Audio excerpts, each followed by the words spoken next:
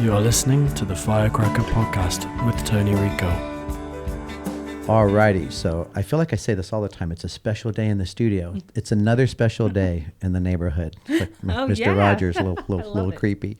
So, gosh, I'm going to start with, you fall into the friend category now, Natasha. It's, started in that typical kind of travel ball coach, instructor relationship, but I'm going to start off introducing my friend Natasha Watley.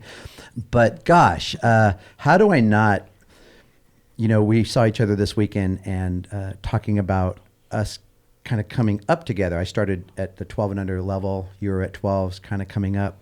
And then to watch, so without getting corny, because I know part of this is your business persona and stuff, but you truly are, and if I say arguably, I'm just going to throw it into a general phrase, the greatest of all time of the lefties in this game. And of course you're going to shake your head no, but from the time that I first knew of you and got to see you play and compete and to watch this road, and as we've talked about being proud of like what's happened with our sport, and my gosh, Tosh, when I'm going to go to your, you got Wikipedia, you got these things going. I go to your website, and you got a body of work. Even the body of work that your career accolades, you had to scale that down and just kind of figure the top things because there's so many things. And I know you're embarrassed, but my gosh, when I say the greatest of all time, so our sport has evolved in so many different ways, but the speed component game and what it's done and what you've done.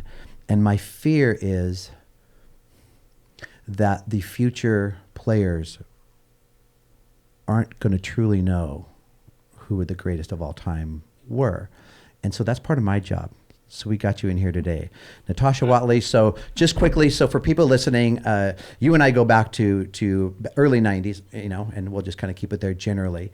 But watching you go on to your All-American status at UCLA, it kind of feels funny talking to you like this because I really don't, right? But, but we have to, for people that don't know, people should know, you've won your gold medalist, silver medalist, so 2-time Olympian, right? Yes. 4-time All-American, College World Series winner. What year did you guys win your College World Series? Because you were in a few final games. We were in all of the final games except for 1 year, and we won in 2003. Which was your? Senior season. So we were going to be the first class to go through UCLA without winning a national championship at the time.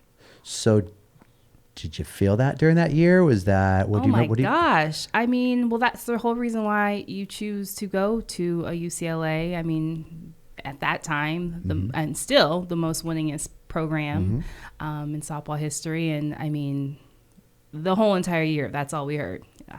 Every interview. So do you remember your mindset before that year? Was it determination? Was it okay, status quo, just do what I do? Like, what was your approach before My approach was I felt like I had to change because what I was doing wasn't working. And we can get into it, I'm sure, but me, I just showed up and I was talented and I did all the things and I got all my hits and I hit for average and I did all these things. But I think, playing for Coach Enquist, she pulled so much out of me and demanded so much more. Like, you got to do a little bit more than just be talented. And I think I had to show up that way my senior season.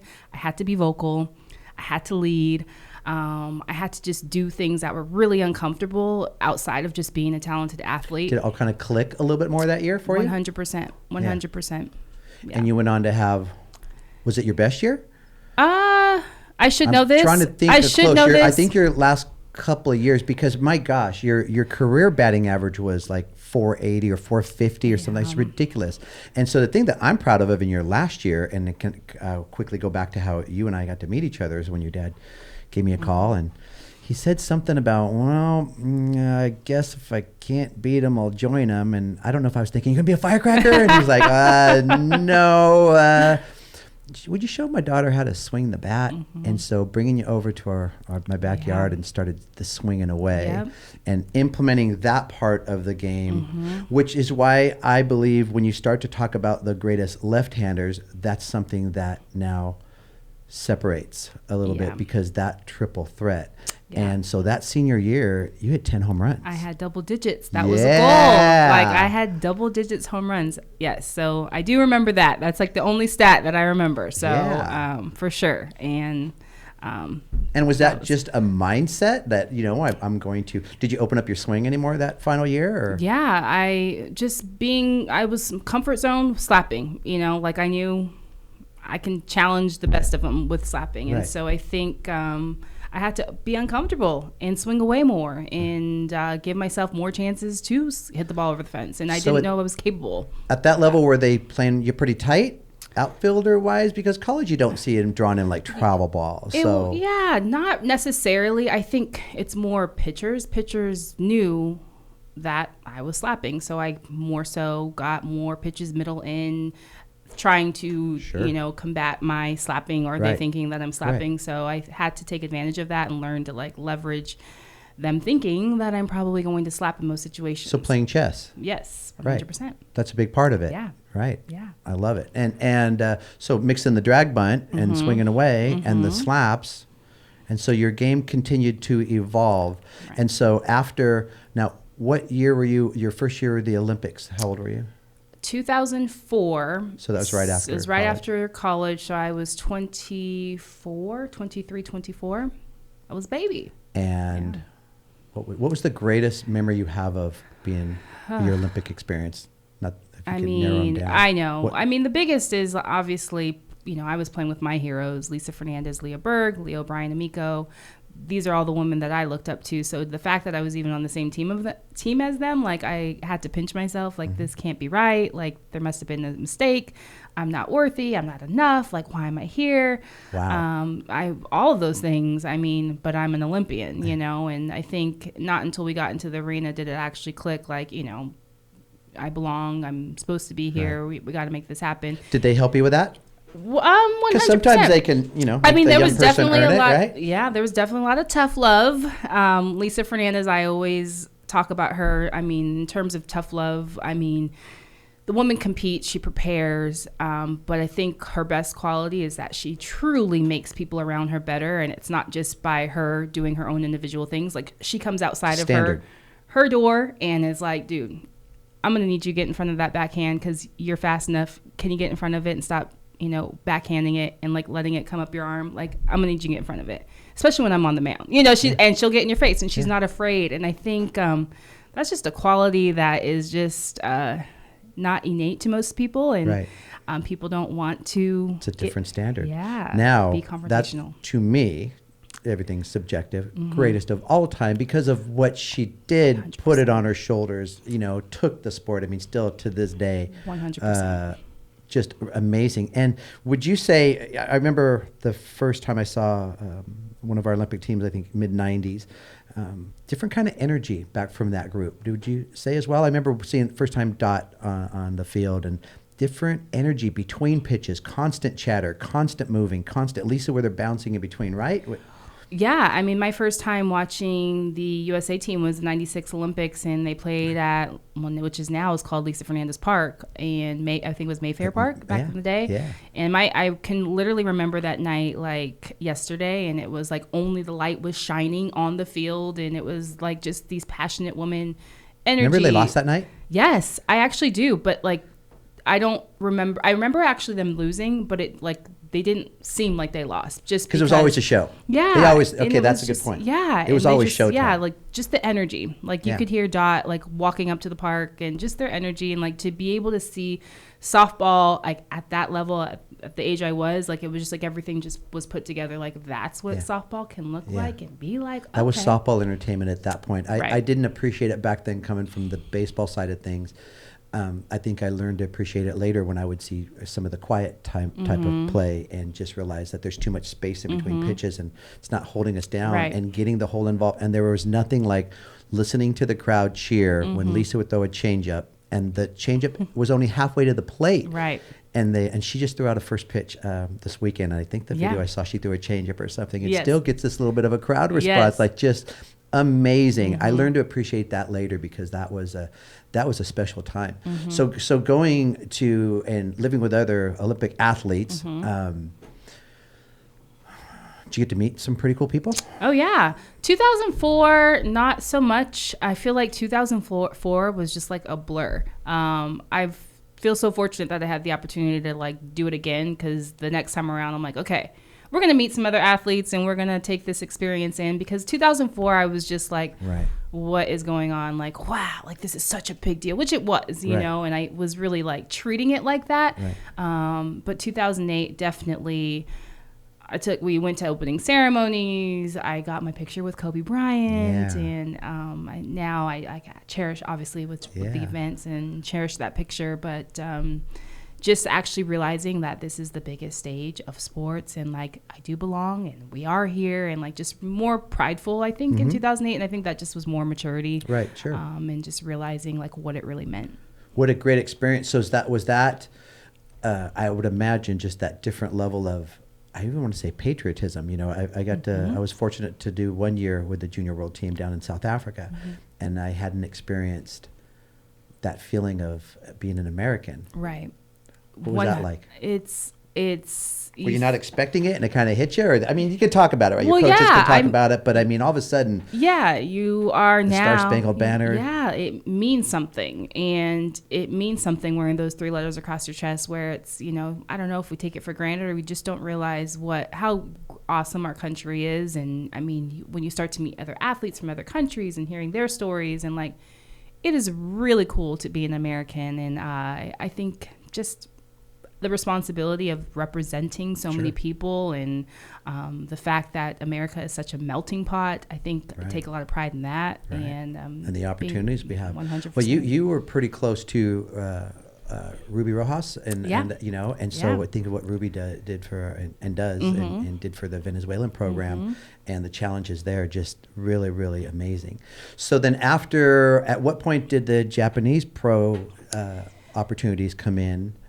Because there's more overseas and more representing the country. And so after 2008, when we knew that softball was being taken out of the Olympics, like I knew I had more to give. I'm like, I am not done. Like, so where can I go? Where can I go play?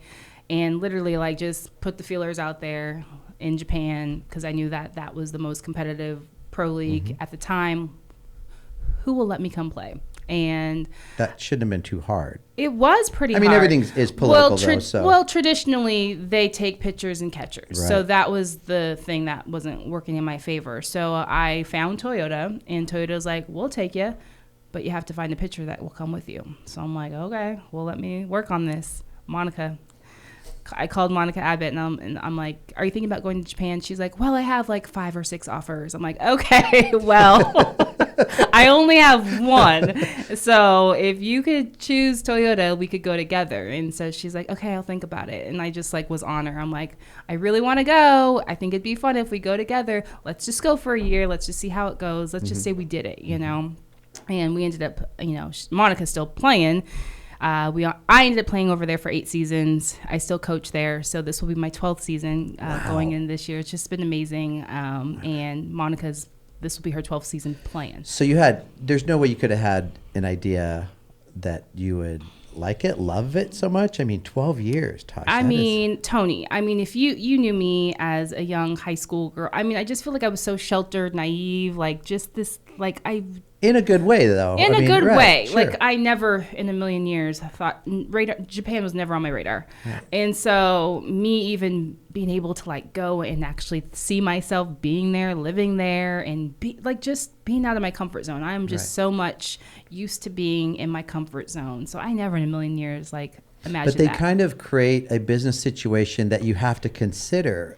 You know, it's more lucrative. And why would you say that, Tasha? Like, what is there? Is it like, why are they committing more financially to either players, their structure? Like, what is the difference there? Is their model? Is it their philosophy? Both? What would you say? I think it's all the above. I definitely think the model, to begin with, it's all corporate-owned teams. They just know that they've got to develop their athletes, and if they're just invested in that. And culture-wise, they're all about helping one another, helping each other. There's no culture like Japanese cultures that has each other's back. Like, I've learned that. They won't put their own down, you know, and so they're going to give them the best opportunity. And so all sports, just culture-wise, that's just their culture. So the backing of sports in general is weaved into their corporation structure. So if you're going to have a corporation, part of what you do is to Well, I'd like to know when that started and how that's because that's pretty awesome. Yeah, it's been, I mean, Lisa played in the league. It's been going for quite some time now. I think they're at like 30. They had their 30-year anniversary recently. So, I mean, it's sustainable, but it's not about making money. It's about giving athletes opportunities and like letting them develop year round, because the best way an athlete's going to develop is if they're playing at a high level at all seasons of the time. So fan wise there, good crowds, like it's so the support is there. So like they are fanatical. Like they are fanatical about their softball. They love their baseball. We get fans. We have a following, and also you get like your corporate following. So a lot of people from the company come out and support. So it's almost kind of like a college feel. And these are our softball built stadiums. We're playing in baseball stadiums, and they convert the field into a softball field. But all of the baseball stadiums are all dirt, so they don't have like grass outfields. Greens, right. That works. I think about the entertainment aspect of sports. So, what happened to wrestling and the WWE, and then even UFC, went from kind of a bludgeon sport to this branding and this entertainment. And softball, has become more entertainment. So, speed, power, more developed personas. And so that part of it, I think it makes it more fan interesting. And I think that's part of it. Were there characters and personas, Japanese players that were big draws or what? No, they just appreciation for the game. Appreciation for the game, about competing. It's not an entertainment aspect. I think as of late they try to incorporate, like clinics and things around the event, but the game itself, it's more of a discipline and a business. 100%. It's all about the competition and playing the game right. What do you love most about being, I'd say, living in two places and being over there? What do you love most about being in Japan? Japan in general, obviously I love the food, the people. The people, they're like the most loyal, genuine people, hospitable. Like they are going to like go above and beyond to make sure that you are comfortable. I think I appreciate that. I love they're really big on age hierarchy. So the olders are always going to take care of the youngers. It's always about paying it forward, paying it back. Remembering the past. And remembering the past. It's just ingrained. It's ingrained in like our team. What city were you in? I was in Toyota City. So I lived in Toyota, which is outside of Nagoya. And still are. And still are. Okay. So I will go back next month, and I'm still coaching there. And like it's like my other family across the waters that I never even imagined that I would have. And sometimes I'm like, I wish, sometimes when I'm there, I just like, what am I doing? Like, this is so crazy. Like, but I'm so used to being there. And you still have pinch me moments. I have pinch me moments. Right. Like, what am I doing? Like, I would never in a million years imagine that I would still be here and like love it here. So when did you retire? I retired in 2016. Was that like official? Was that just kind of low key? And why did I miss that? I just kind of stepped out. I made a little official announcement afterwards, but I think, I just knew I was done. I had like given everything that I possibly could to the game. At peace with that? It was at peace. Like it literally was like a moment I'm like, I'm good and ready to move on. And coaching? In coaching, I didn't necessarily like know what I wanted to do next. I just knew I was done. I was just Did they want to sit down and talk with you and say? Yeah, and I feel fortunate. Like after I retired, they immediately said, "Here's a job. We would love to continue to have you here." And that wasn't even on my radar. I was just like, I'm done playing. I wasn't thinking like I'm ready to coach. And so when the opportunity presented itself, I of course said yes. Easy transition? Yeah.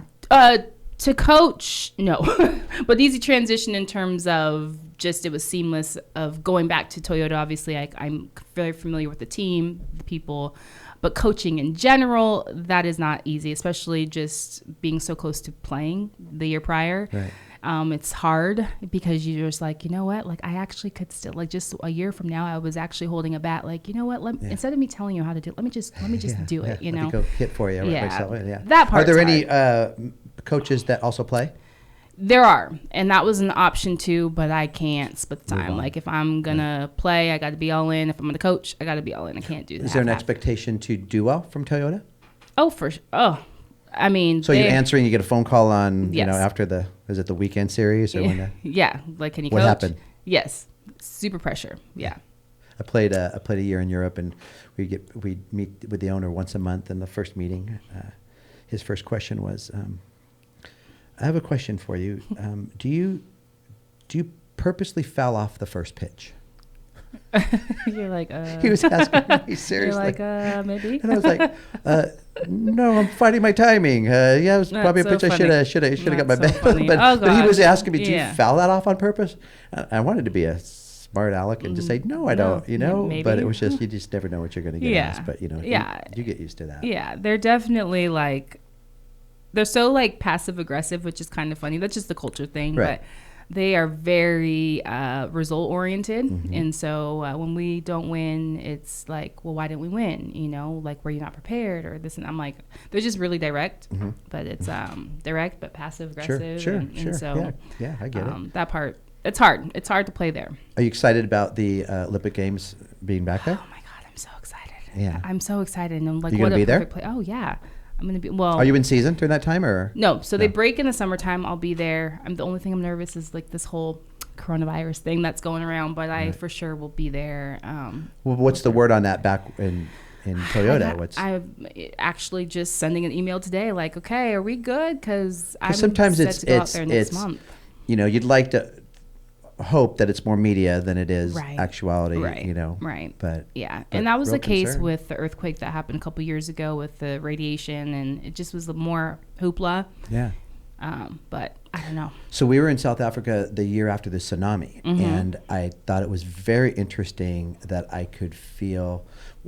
I assumed that had something to do with it, the compassion and empathy for the Japanese team there at the games, and then the lack of empathy for the Americans at that time.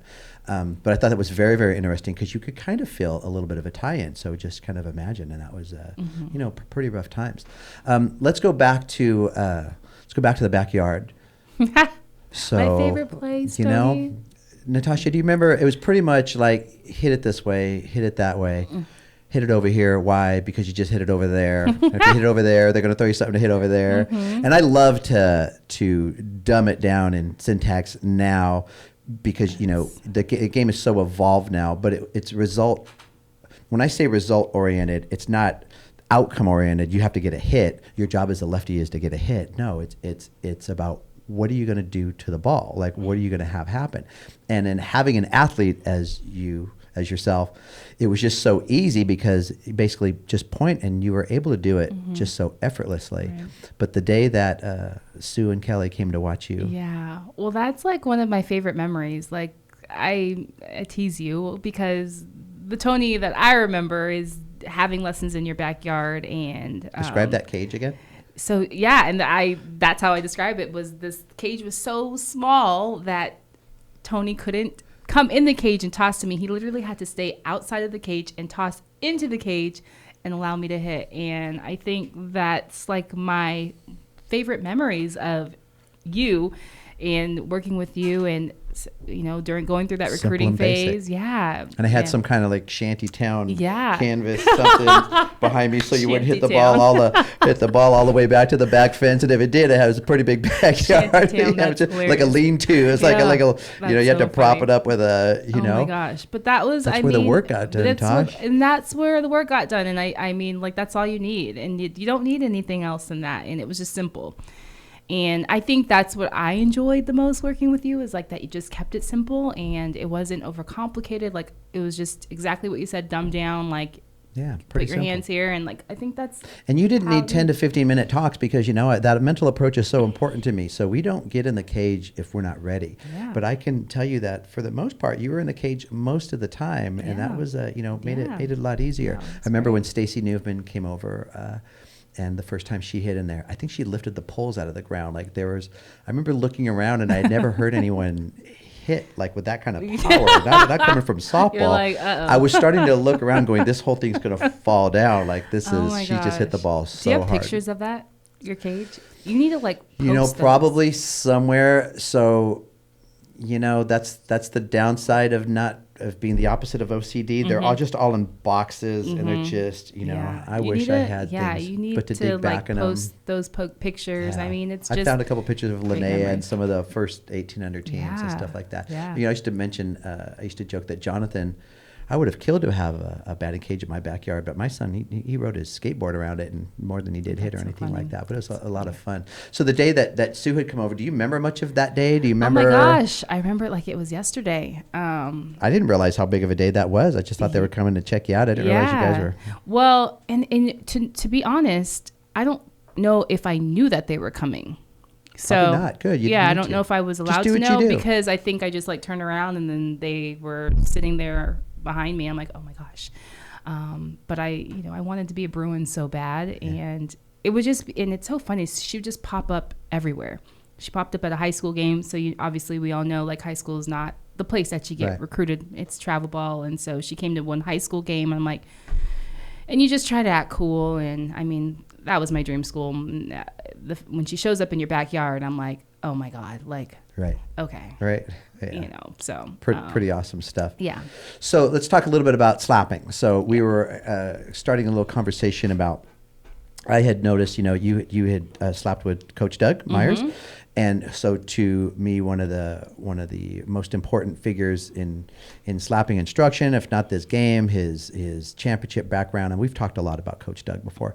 And, he's very technical. He has a football background, so worked for the Kansas City Chiefs. He has some great stories, like, my gosh, some great stories. And I was talking to you a little bit about noticing how your style had, whether it was a consciousness or it kind of morphed into from, and without getting too technical for the people that don't know, but when you slap, a lot of times there's a focus and an emphasis, like with hitting, to keep your shoulder in, to keep everything in, and so kind of a crossover step where it's almost like you're karaokeing, your toes kind of face the plate. And then there was what I call I'll call it Amy Shellifold, since I don't want to just say Arizona, since it's a UCLA, but playing for Mike later on and you being able to be on the USA team with him. But it's just a straightforward motion. It's like you're turning and running. It's actually faster to first base because you're just turning and running. And I was asking you if you had consciously morphed that style of just something that kind of changed over time, and you were telling me it's just kind of something that had happened. Yeah, I think, to be honest, when I was younger, I worked with Doug, but I don't necessarily remember being that technical. I wasn't really able to articulate exactly what I was doing until I got older, and it did evolve. And you were just able to do it physically, but it was like, just keep it simple. Like, we just get the ball and play, put the ball in play, And did you start off having success, or was it a little rough when you first started? And then what age did you start slapping? Was it 12s? I started when I was 13. My dad. Did you start as a lefty or? I was always a righty hitter, and then at 13 switched to the left side. Really? And my horror story is literally I would start on the left side of my bat, get 2 strikes, and then have the walk of shame to the right-handed batter's box. So I don't recommend that for any young slappers. Just duke it out on the left side, because the whole entire at bat was already over once I started that trot. I'm like, that is the walk of shame. It's already over. So it was a struggle in the beginning. It's awkward. It's like it just doesn't even make any sense. So you want me to run at top speed towards this pitcher who's trying to throw as hard as she can, and she's trying to move it too, and you want me to hit it? Just in theory, it doesn't make sense. And so weird, for a 13-year-old who hadn't been able to see many people do it, I think thinking this now, you. So who was slapping? So for me, Allison Johnson was my hero. Oh. She was my hero. She went to Woodbridge. She was a triple threader. She was a triple threat. Yeah. Went to Woodbridge. I went to Woodbridge, and my dad used to take me to high school games, and I just would okay, that's what it's supposed to look like. Okay. And she had power. I remember seeing her hit a home run once, maybe her amazing. Third at bat. That stuck with me, the bunt, the slap, and boom, and the home run, third at bat. Amazing. Damn. Amazing. So that was really the only person that I had to look at. I didn't get to know her. I met her a couple times, but I wish she was just like this woman on this pedestal to me. Were you playing other sports? Yes. I played basketball. I was a dancer. I played tennis. I hated it. Did you act a little bit, or did you? I did. I was doing acting. I did commercials. Who was I? One in particular? Was that? I did a Barbie commercial. Do you remember this, Tony? Yes, that's on my notes. Yeah. Yes, I remember that, right? I did a Barbie commercial. Yeah. I don't even know who I was, but I was doing all these things. Yeah. So was that like growing up, just into stuff like that? Or did mom kind of say, hey, let's go check this out? Or how did that go from? I think it was something you wanted to do, or? I think it was more mom and dad, like just trying to expose me to as many things, and that's what I'm like so thankful for them for, just introducing me to so many different things. So what'd you think of the commercial life? What'd you think of the studios? Were you it's just, you're always so easygoing, right? So it's just another thing you're doing? It was just another thing I was doing.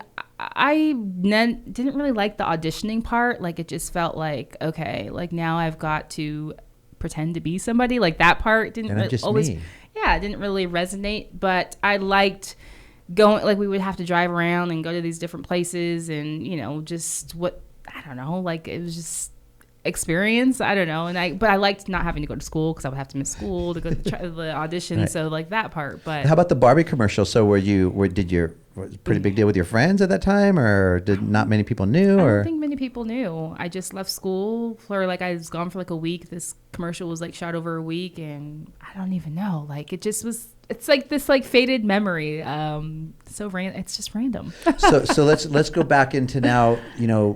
Softball meets entertainment nowadays, because it has to be exciting, right? So would you agree that our audience is not a sports specific audience anymore? It's not parents and friends of people that know. There are people mainstream that love to watch the game. So that whole persona, and gosh, how do you not go back to Dot and kind of that whole bigger than just the numbers of the game or the skills of the game? Right. But do you think that that's a big part of why there's mainstream interest, because it's so much more entertaining? I think just in general, when we have Women's College World Series on TV, for baseball fans, it's just a faster game. Like the storytelling behind the stories. I don't know. I think about the Sis Bates. Like she's entertaining. She's fun to watch. She's like literally like physically having fun. And I think that's what draws people into it, is that you could be a bad ass and and still get it done and succeed. Because there is a combination of both. It's some of the collaborations we have, like right now with the Batbusters, and Mike and I kind of have fun with our kind of out front persona of like kumbaya fun, and then by the way, they can kick a little ass, right? And Batbusters are integrating more of the fun and not just kick your ass. And I was telling Mike that I remember in the 90s, I don't know if it was one of Bob Wank's teams or one of their teams had a shirt. They wore a shirt that said, "We work ours off to kick yours," and it was just that was that message out there. So you always knew what you were going to get. But it's kind of the balance of those two types of approaches towards the game.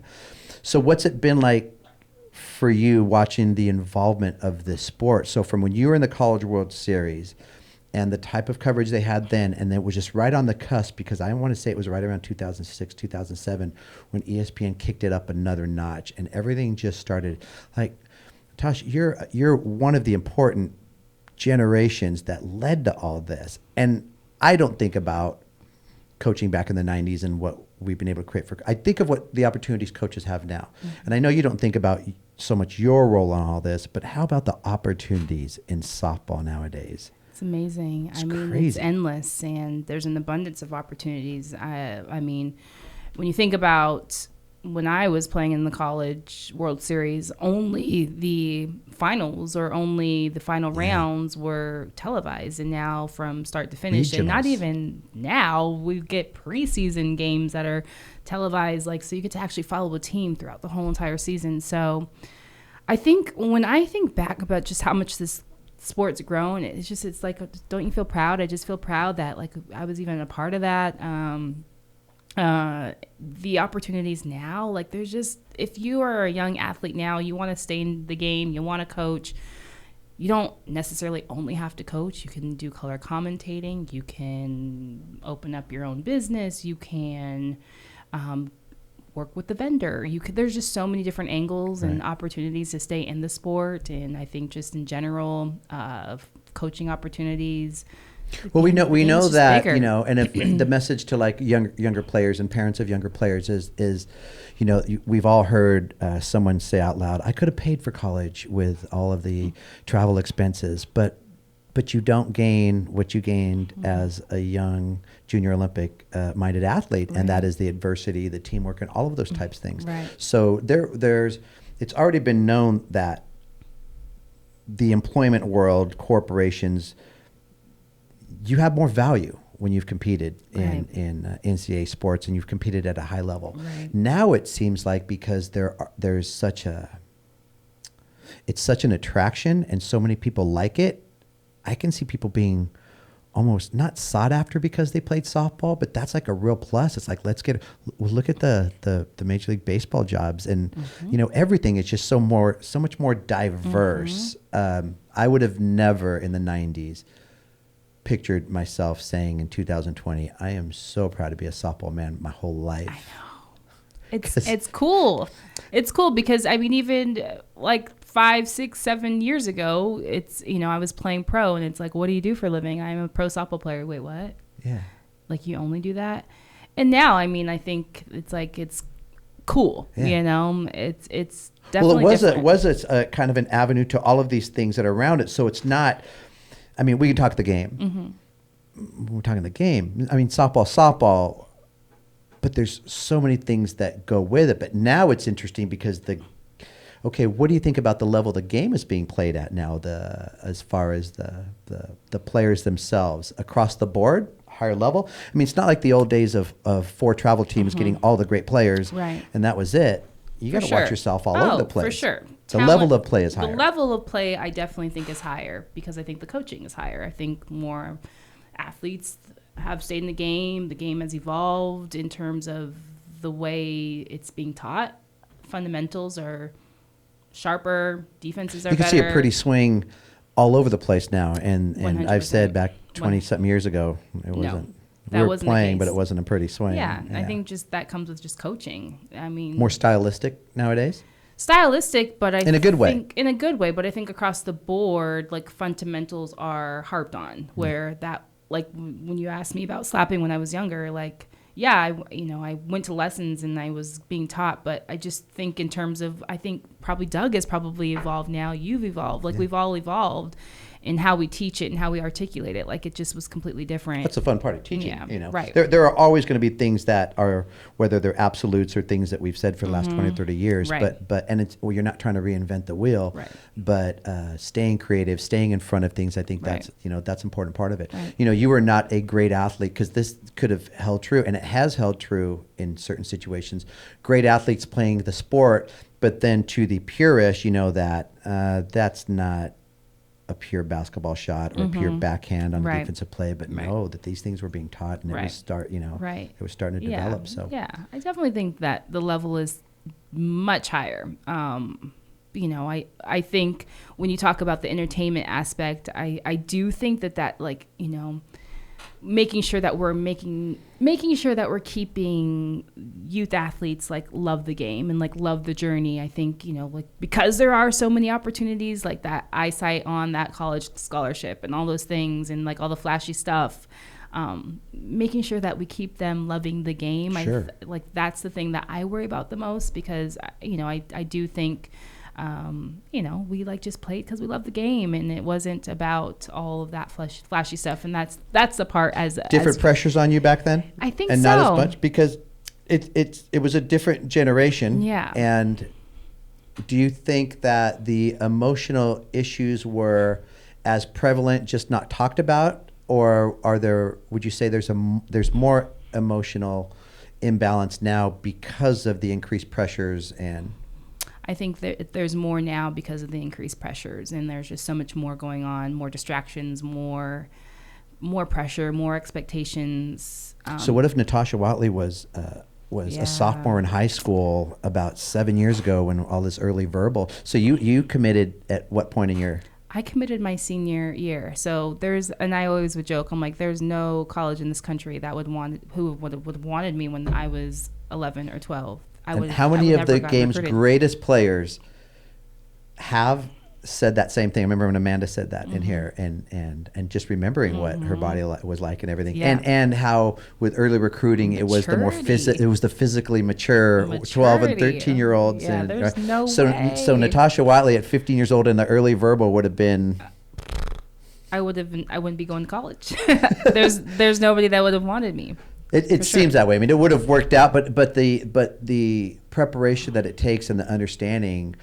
When you think of why, let's say just theoretically, why the most mature 14-year-old still isn't ready to drive, they wait till you're 16. So just 15 to 17, and then puberty kind of works in swings too, because you can take two players that are born on the same day, 13 years old on the same day. One's body's 2 years older, the other one's body's 2 years younger. So there's a 4-year swing. You don't know how that's going to work. So 100%. That's kind of interesting.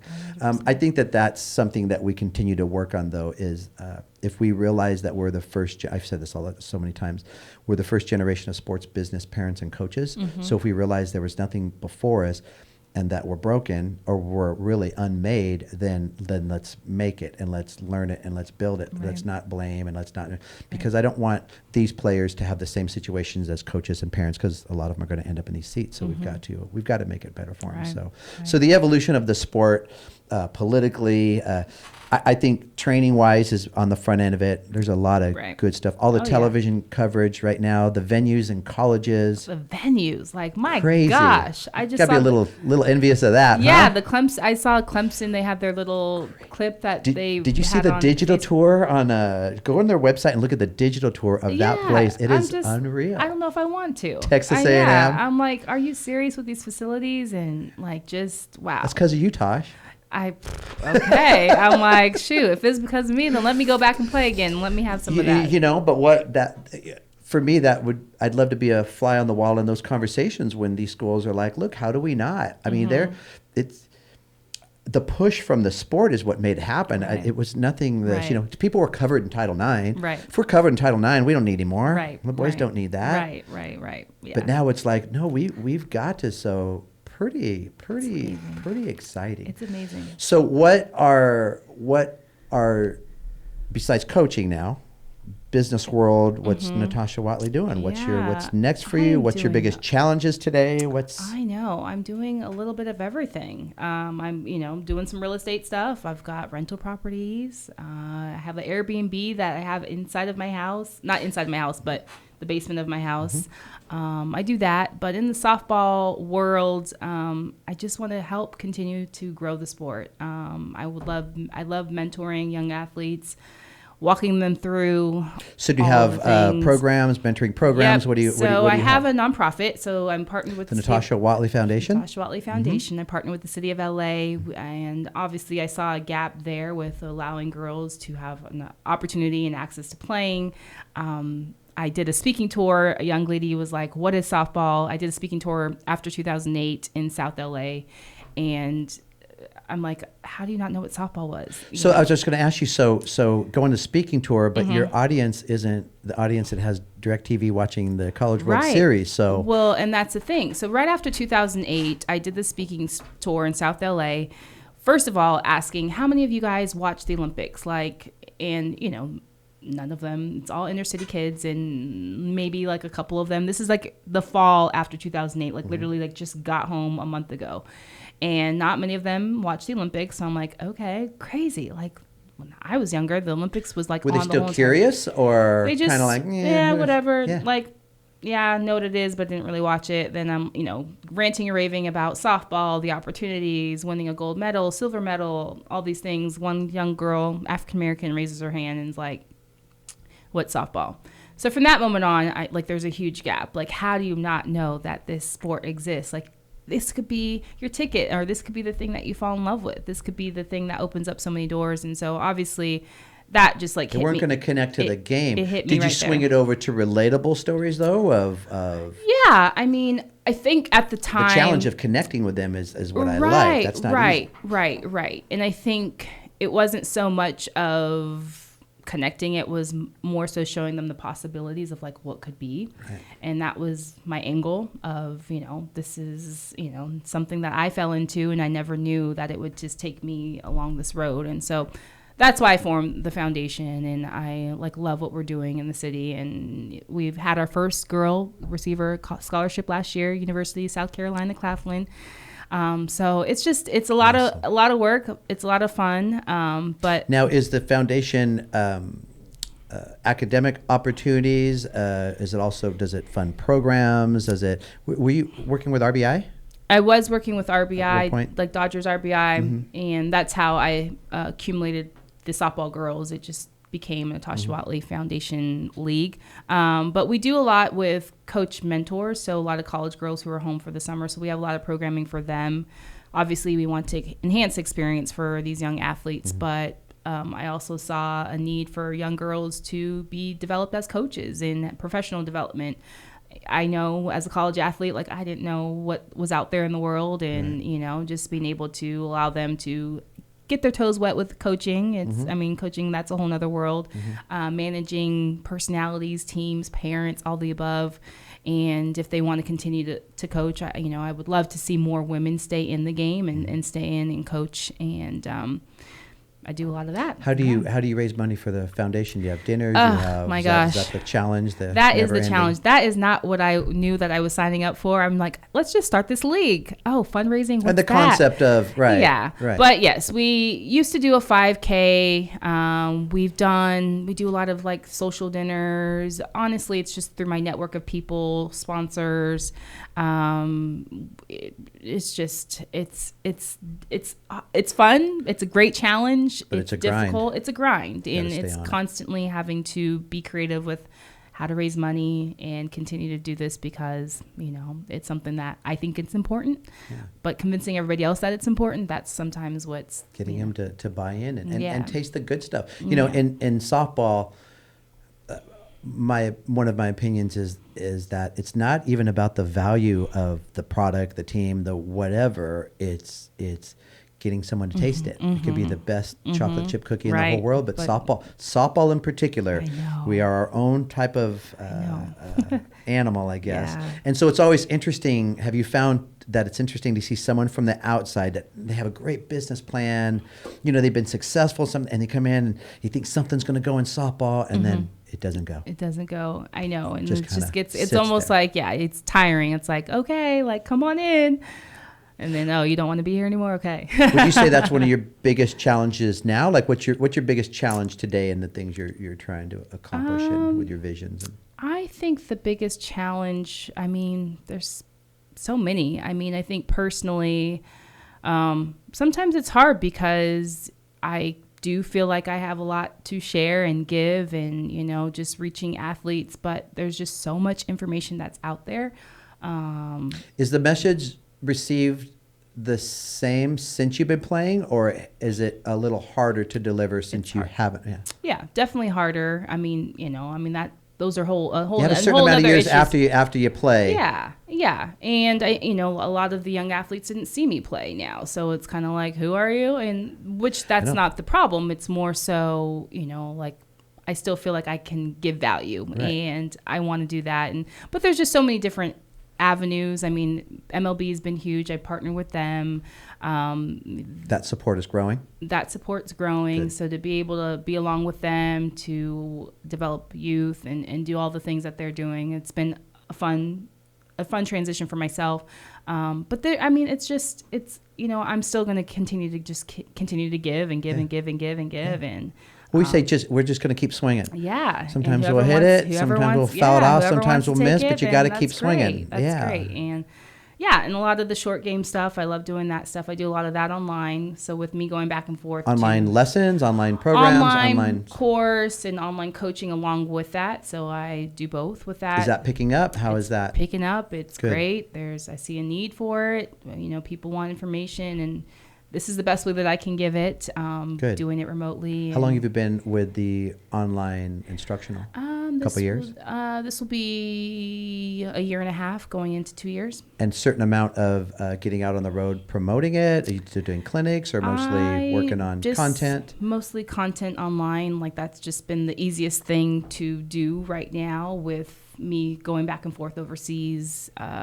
just be able to, this information that's here, Sure. let me just put it out there in the world. I asked Lucas, we tell people, I just haven't turned the camera on. Sometimes we're standing there in a box. Sometimes, it's a demo. Sometimes, there's so many different ways to get information across. Right. And bottom line is we're feeding people ideas. Right. So I've always said, even like with this podcast, I would tell let me see, we're at 6 listeners. I think we're up to 14 listeners now. I said, if it's not interesting, turn it off and let me know. Right. But it's to me, to create something that is either beneficial, informative. I always think there has to be a certain amount of entertainment because you want to stick around for it. Right. And like I said, I'll turn off a 15-second commercial if it's not entertaining. Right. So to be able to hold people down. Right. And that's the hard part too. It's like, but hard part, but the fun part, and that's the challenge is like, how do I make this information interesting, fun, and for me, it's if you that song creativity. and dance too much in front of people, you're like, I look stupid, and it's like, why am I song and dancing? I'm Natasha Watley. Like, wait a minute, like, and not like that sense, but I mean, wait a minute, I have a certain body of work that should be here, but I think that that's something that in business I want to help develop as well, so that you don't. Whether it's a coach or a player, you don't become part of you're not irrelevant, so fast that there are so many things to watch. Right. So it's interesting to watch what Lauren Chamberlain is doing with her social media to see if, Sis Bates, after she finishes playing, if she can still stay relevant. So you were mentioning that you have you kind of diversified professionally, and you have multiple investments, which I think is an important message to our younger kids, right? So the great thing is that, all right, we're not going to have these $20-30 million contracts where someone lives too fast, lives the fast life, and then they burn out all their money, So it's kind of a slow, progressive buildup in 100%. Softball. But what advice do you have for the business side of our players, that because of the opportunities that they will have? Yeah, definitely diversifying. I think one thing that I wish I did more while I was playing, I was just so invested in playing, and being the best athlete that I could possibly be. I never really looked outside of what actually is out there. I wish I did more of that. But definitely now that I'm on the other side, diversifying. And when you say out, looking past more of that, at about what age are you talking about? Because I think, could that be incorporated? We're at 45 weekends a year with travel ball, right? And so do you really need 280 at-bats? What if we cut 50 and did more education down here? I mean, what's that target age? Is it college? Is it right after college when you're getting your degree and about to make some of these decisions? I definitely think college. High school, I always had a job. I think that's important. Not necessarily. What's your first job? My first job, I worked at 7-Eleven. Our family friends owned a 7-Eleven in Irvine, and so that was my very, very first job. And thankful. I learned so much. Didn't I hated it. Out of control with the slushy machine or anything like that? I hated having to stop because I wasn't old enough to sell alcohol or anything, so I couldn't work the counter. So I always was in the freezer, stocking the drinks, and I would just be pissed, putting on my jacket. But I think it taught me accountability, showing up. I had my own money. Right. Yeah, and I had to manage my own money.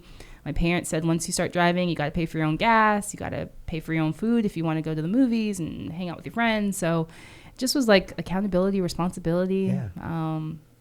And obviously, I don't think that I wanted to work at 7-Eleven, but I definitely think college, career-wise, what else is out there? And not necessarily, just seek different opportunities, markets, whatever it is. And you were able to get into the real estate market. Was it out of college, or when was it? So I didn't really start thinking about it until I started playing Japan. So when I went to Japan, I got my master's online. I just went to school again and just started to read more about real estate, investing.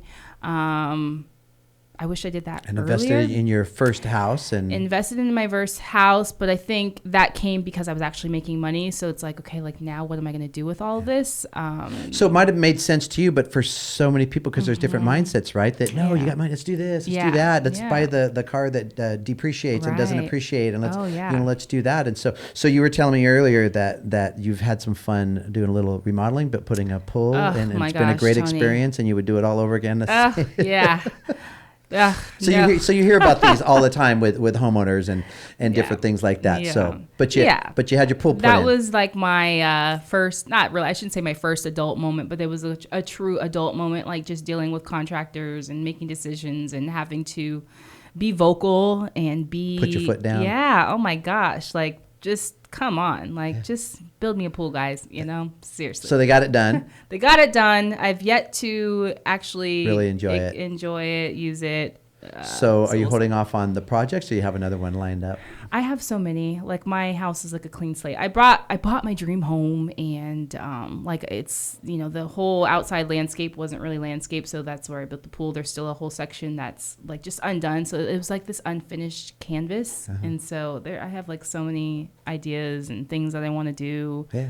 But just kind of little by little. Got to do. Well, little by little. It's not by coastal. What is it? By whatever continental or whatever. You're just by you're two continents. You're in Japan half the year, and you're over here. And so I got to take it easy. Little bits at a time. So when do you leave again? When you're here till when? I leave at the end of March. So March 22nd, I got to go back over and do work. Does it seem like it goes by really fast the time that you're in either place, because it's yeah, and like time is just going by so fast. Like, I'm just so thankful and happy of like where I'm at. Like, I still get to be in the game.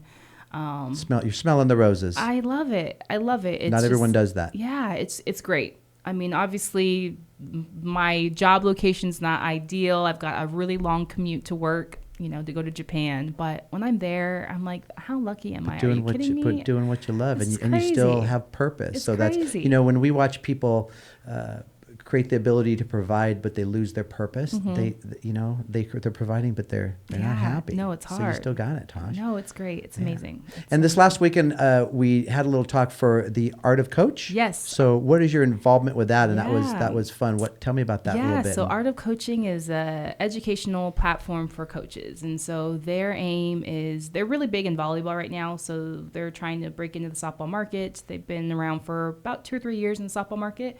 But they do a hybrid of online and live events. So it's just mostly coaches clinics and things of that nature. So they're trying to build up their online content. And so that was what our interview Building was. Up some content. Yeah. So the website is artofcoaching.com. artofcoachingsoftball.com. Okay. And relatively new, but coaches, check it out. Yeah. It's amazing. They do have memberships. They've got like a free and like a paywall memberships where it's just, they've got so many different which I like, because again, there's always like this automatic resistance when you pay for something. So when you allow some free content and someone can experience that and go, you know what, I want more. It's interesting to watch some of the younger generation get excited about supporting YouTubers. I want to this $5 a month. I want to do this. I want to support him. And they've created this mindset, not like, oh, they're taking our $5 like in softball. It's like, Rico's about It's I want to support him. So how I watch that to how do we create that mindset to people want to support this private entity, because there's so many more opportunities in media right now to do things privately, but the trick is like to create that. It's that like no like and trust factor. That's it. But once you find it, and it's funny because we can see the corniest things that have worked, and so it's not always about this magical.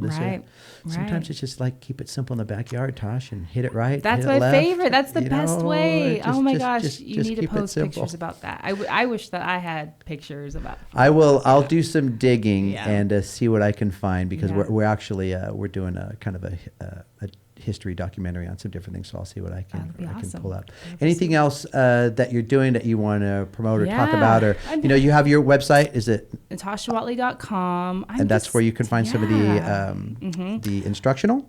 That's where you can find my instructional stuff. If you ever want to get in touch with me, that's the best way to do it. I'm diversifying in and out of softball. Like, I'm all over the place. Anywhere to see the Japanese league on streaming? Is there? Yes. If you go to, because people need to check that out. Say JapanSoftballLeague.com, I believe. You can see that, but don't So quote me say that on one more time. JSA? JapanSoftballLeague.com. Okay. Yeah. So check it out, only because the level there is another level. It's It's a amazing. whole other. I remember going to the Canada Cup, and really one of the most exciting parts was seeing the different international teams playing in the women's division, Right. and then watching you hit that home run Yeah, you over said that. those. I don't remember. The place used to get packed before the final game, and all kinds of people. And I was like, let's see if Tasha's going to swing away. And you hit this ball, and it was going over the bleachers. There was, I don't know, there's probably about 10 rows of bleachers. And I was like, I taught her that. just keep it simple. I try to never be that guy because that's just so obvious, right? But what it is, it's like it just kind of hits you right here. Because like I said, you could sit there and I think you need to know when you're lucky enough to be part of somebody's story, you're lucky enough to be able to impart some certain things. You can help people. We're all doing this together. I mean, that's the Yeah. greatest part about Yeah. softball is that we're all Yeah. doing this together. I feel that. Yeah. I feel that. And that's the best part. Like, it's definitely like this, it's just so connected. And, we haven't talked in, I don't It's even been a know long how time. long. And it feels like we haven't skipped a beat, and like we were just having a lesson a couple days ago. And I think that's like what's so unique about this whole experience is like, I always feel like I could always pick up the phone and like, hey, Tony, if anything were going on, vice versa. And I just think that's our softball community. It's so strong. It's so big, but so tight and small. And to at the be same to time. where it is accepting and unconditional, because it's not like, where you been? It's not that. It's just like anytime, so sometimes it's these events. Sometimes it's that one day at the Mary Nutter, like whatever it is, just to see people. It's about as much a public service and public appearance than it is. I really didn't go to Palm Springs to watch any games. You Right. can't see anything. Right. But it is about all of that. So Right. really, really appreciate. I'm really glad that you reached out and that we connected and that you agreed to come down. I know you've got a busy day ahead of No, you, thanks but for my having gosh, me. Natasha, I'm going to stay in touch and kind of keep tabs with some things that are that's happening. Please keep us in mind if there's anything you want to promote, collaborate on, you would need to give life to. I mean, like we're all in a position now where we have different platforms. I would love and it. So, we'll see what's going to happen next. Okay. Thank you. Thank you for having me, Tony. This was Thanks great. for coming by. Thank And you. until next time, it was great to see you. Thank you. All right, everyone. That was great. And we'll see everyone next time in the studio.